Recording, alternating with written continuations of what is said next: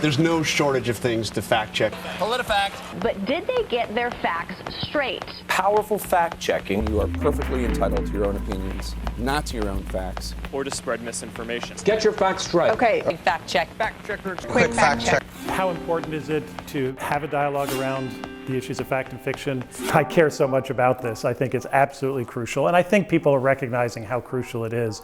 Now with the digital revolution, we're at the dawn of the second age of information. And I think all of the evidence suggests that it's going to be just as important to civilization as the first was.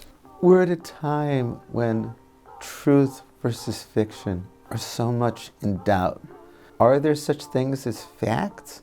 And if there's not facts, can there be falsehood? There's not an aspect of our lives where we don't have to deal with this tension between what information is reliable and what isn't.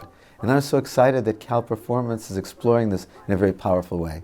Human beings are capable of entertaining simultaneous and conflicting realities. And that is complicated, but it's also beautiful because it allows us the ability to exercise poetic license. There's a dark side to that, but this is something we need to understand about ourselves, that we think of as the truth can actually be held simultaneously with conception of those same events that is not true. This is an exploration of what we know and what we think we know. Arts and entertainment are a key way in which expression is done. Or certainly the performing arts can reach people in a way that supplements what other media can do. Art can be very powerful. Entertainment can be parody and satire that conveys powerful ideas. When we go to a performance of a work that is based on historical events, we are able to separate the dramaturgical reality that is presented on stage from the historical reality of the events upon which that piece is based. John Henry was a steel driving man. Yes, he went down. To take the story of someone like John Henry, who beat the steam engine, and turn it into something much greater, make him more than a human being, make him into a legend. My piece, Steel Hammer, is the story of the John Henry ballad and of a compilation and a response to over 200 versions of this ballad. And what became interesting to me in that case was that the ballad had traveled and changed, and so the piece became a story about the story. Julia Wolfe is one of the most important composers in America. I think what she's saying here is that there is so much power in this myth that you should take away from this evening what your understanding of who John Henry is, regardless of what the actual facts of his life were.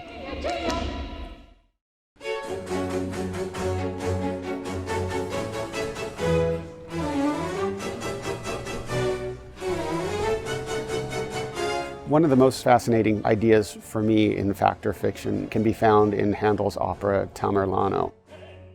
Handel was a huge commercial success at this point, so he chose a story of a 14th century Turco-Mongol conqueror who was Muslim, someone who had inspired Western European writers for a couple of centuries, but someone who none of those writers would have had any exposure to personally.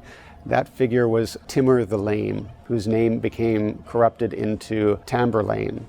We have a version that comes from a Venetian poet, and they were viewing the story of Timur the Lame through the ideals of Western European Christianity. It does beg the question as to who gets to tell the story, how much of that story is about the actual subject and how much is about the author. You know that I So the opening of Joan Didion's The White Album is, we tell ourselves stories in order to live.